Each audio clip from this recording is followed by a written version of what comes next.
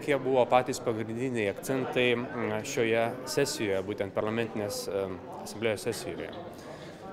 Na, turbūt pradėčiau nuo to, kad iš tiesų buvo labai įdomių taip vadinamų side events. Tai yra ne plenarinės sesijos renginių. Tai yra diskusijos apie Ukrainos situaciją, Krymo okupacijos metinių paminėjimas, taip pat armėnų genocido 100 metų paminėjimas. Tai manau, kad iš tiesų labai svarbus ir įdomus renginiai.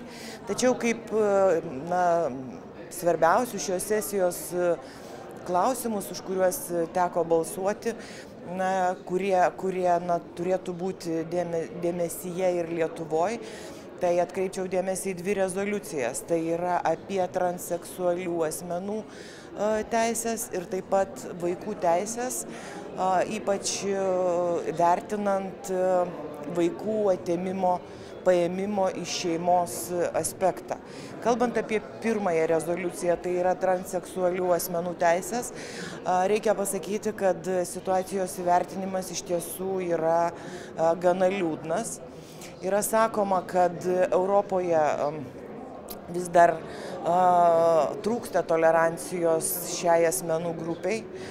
Tiesiog daugeliu atveju stengiamasi nematyti jų problemų. O tai yra didžiulės problemos, kalbant apie jų diskriminaciją, tai yra problemos įsidarbinant, problemos susirandant gyvenamąjį būstą, problemos sveikatos apsaugos srityje. Pagrindinė rezoliucijos mintis ir rekomendacijos yra apie tai, kad vis dėlto turėtų būti išsaugotas šių asmenų orumas, o jų teisės turėtų būti vertinamos taip kaip ir kitų asmenų. Neprašoma jokių papildomų arba perteklinių teisių.